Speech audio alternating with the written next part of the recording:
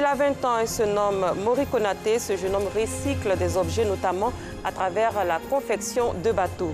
Après l'éruption du Nyiragongo en République démocratique du Congo, les populations sinistrées tentent de survivre en créant des abris de fortune. Bonsoir, bienvenue au 19h. Sori Konaté a 20 ans. Pour lui, pas question de voir les déchets polluer l'environnement. Il les récupère avant de les soumettre à un recyclage. Sa spécialité, la confection de bateaux. Comment s'y prend-il? Rosemonde Kini et Anissat Konan nous donnent des réponses. Tous à bord du bateau Dominique Ouattara.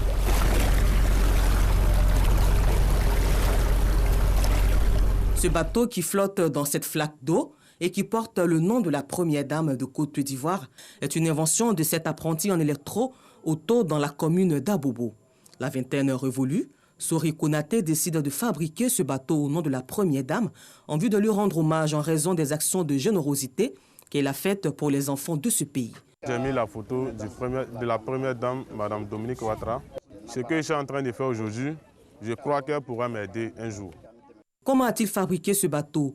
D'où tire-t-il son inspiration? Retour sur le processus. Quand mon patron s'en va, je sors, je me promène, je cherche les boîtes, je ramène au magasin. Quand je viens, je cherche les boîtes, je les mets ensemble et je prends les ciseaux, je les découpe. Je faisais depuis que j'étais petit au village.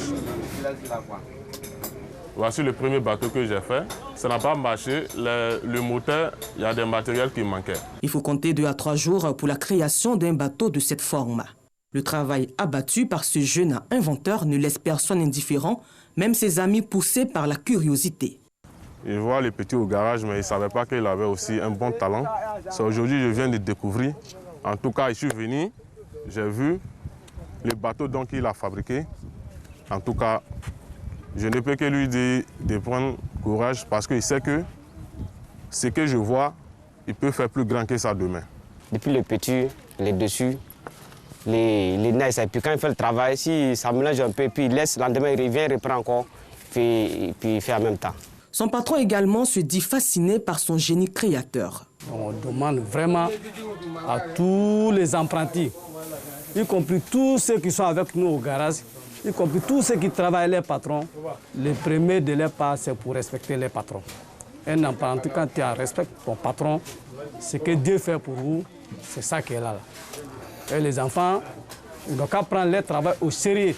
Mon apprenti, Konaté sourit, et je l'encourage. Je l'encourage vraiment.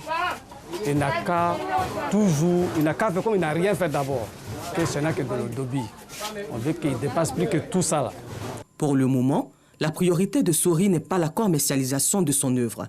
Il rêve de faire de grands exploits avec sa création. Et pour cela, il dit avoir besoin d'aide. Plusieurs personnes viennent à mon magasin ici, qui demandent à ce que je les vende, mais je refuse. Je peux faire des grands bateaux, ça c'est un petit problème, mais seulement que je n'ai pas les matériels.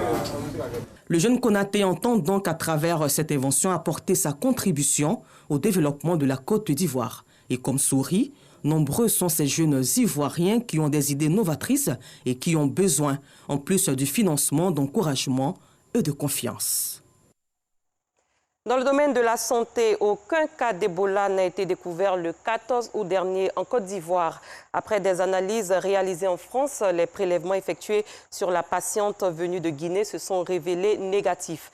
À ce jour, elle est déclarée rétablie après que 2 tests consécutifs réalisés les 21 et 23 août sont revenus négatifs.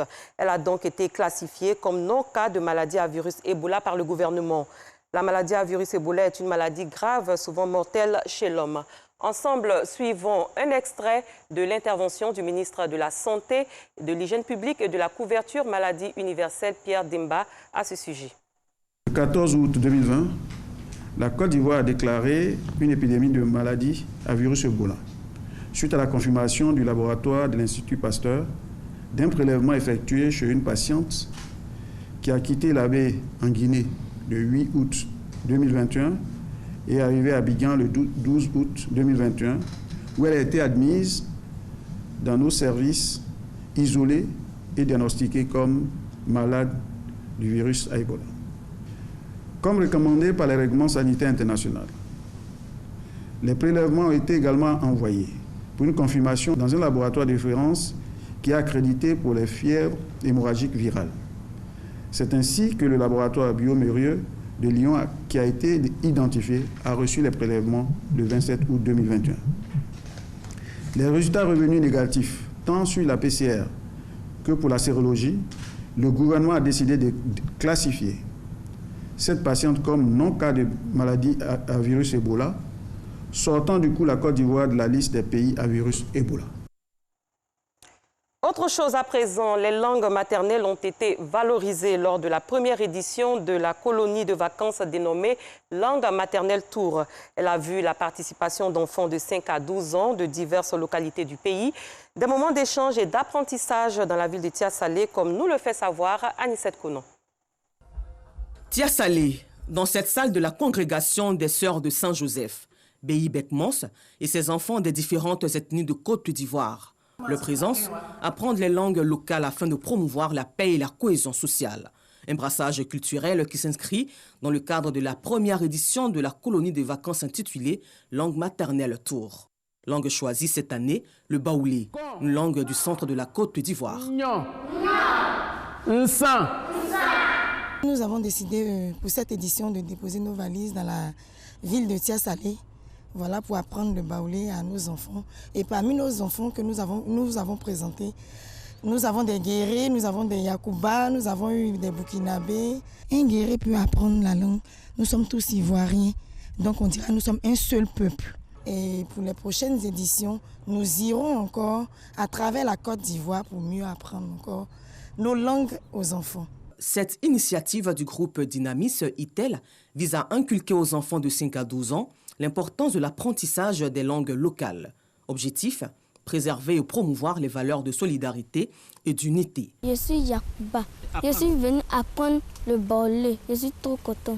Une initiative fort appréciée par les parents, mais aussi par les enfants des pays frères venus prendre part à cette colonie de vacances. Les enfants ont cette difficulté de s'exprimer dans nos patois, dans nos langues vernaculaires. On a bien constaté, on a pensé qu'en vivant à Tia-Salé, que nos enfants pouvaient parler facilement la langue baoulé. Mais la réalité, c'est tout autre chose. Il faut que les parents sachent que tous les enfants doivent apprendre les langues locales et que ce n'est pas seulement du fait qu'on soit peut-être d'une ethnie qu'il faut seulement connaître sa langue. Venir, ça apprend aussi les enfants aussi à se regrouper, apprendre la langue de son voisin. Je pense bien que c'est plus que salutaire. Je suis d'origine burkinabé. Je suis venue apprendre le baoulé, donc je suis très contente.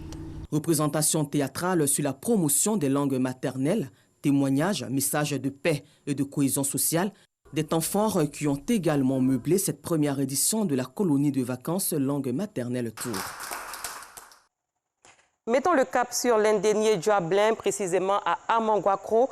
Cette localité a abrité des journées culturelles le week-end dernier, des activités qui devraient contribuer à accélérer son développement. C'est une initiative de la mutuelle de développement d'Amanguakro pour promouvoir les valeurs culturelles et le vivre ensemble. Bintou Pekele.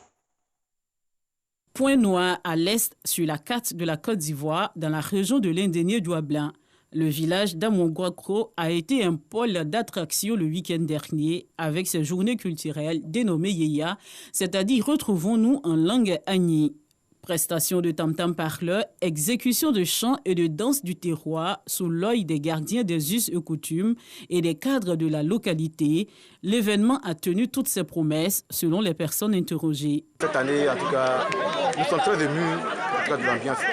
En tout cas, on remercie beaucoup la mutuelle que, en tout cas, ça continue comme ça. Les femmes, nous allons sensibiliser nos sœurs pour qu'ensemble, nous puissions peut-être mettre en place une association pour pouvoir appuyer la mutuelle pour le développement de notre village. Parrain de ces journées culturelles avec en fond de toile la promotion de la cohésion sociale et des valeurs du terroir, Kwadio Ouakwadio, fils de la région, entend donner un coup de fouet au développement du dit village. Je suis acteur de développement moi-même, en tant que président d'Anna Delisson.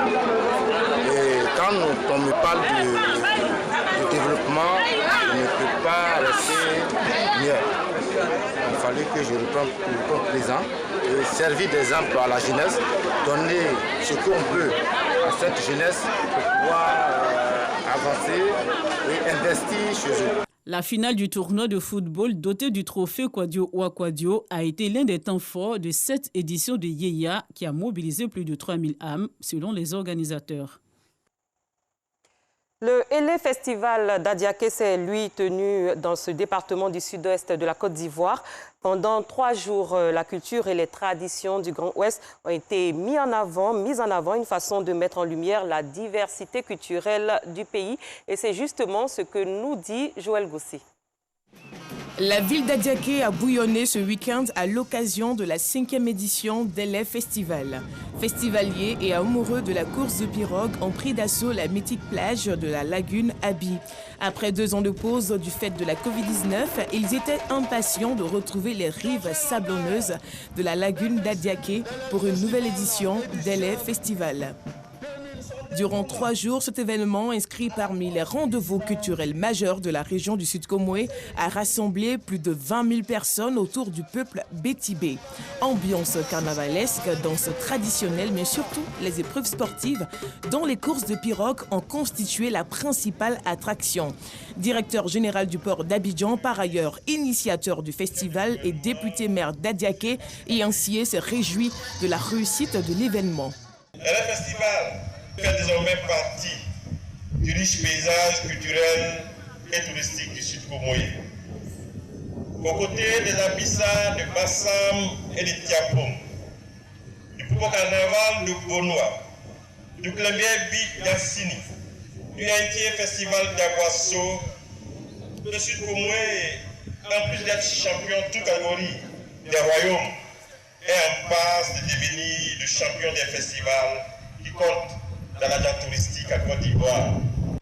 Ce festival s'est déroulé sous le regard de plusieurs personnalités politiques, dont de Kobenan Kouassi Adjumani, ministre d'État, ministre de l'Agriculture et du Développement rural, représentant le Premier ministre, et des différentes chefferies du Sud-Comoé.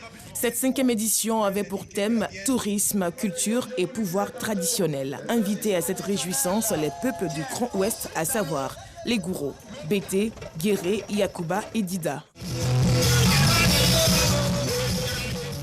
Ça nous permet de promouvoir notre culture et ce que nous faisons aujourd'hui à ceux qui ne nous connaissent pas. Et cela, c'est un facteur de socialisation. Et donc, dans le brassage, ça nous permet de connaître les autres et de pouvoir leur parler sans gêne. La course de pirogue a été remportée par les Anges du Petit Marché dans les courses individuelles hommes et dames. Ainsi, après 3 journées de fête dans une belle ambiance, les festivaliers se sont donné rendez-vous dans 1 an. À l'étranger, plus de 3 mois après l'éruption du volcan Nyiragongo dans l'est de la République démocratique du Congo, des milliers de sinistrés vivent encore autour de Goma dans des abris de fortune et appellent à l'aide. Loin de la République démocratique du Congo, après une fulgurante offensive au moment où les Américains se retiraient d'Afghanistan, les talibans ont pris le contrôle du pays, donnant lieu à des scènes de chaos à l'aéroport de Kaboul, seule porte de sortie. Les Afghans à l'étranger s'inquiètent pour leurs proches et l'avenir de leur pays. C'est le cas d'un chirurgien afghan de 59 ans. Parti brutalement de Kaboul, il vit désormais avec sa famille de Villeurbanne, près de Lyon. Comme 85 autres dans la région, il peine encore à se projeter dans une nouvelle vie. Nous y reviendrons dans nos prochaines éditions. Pour l'heure, cette édition est terminée. Merci de l'avoir suivi. Excellente fin de soirée. Je vous retrouve avec beaucoup de plaisir demain.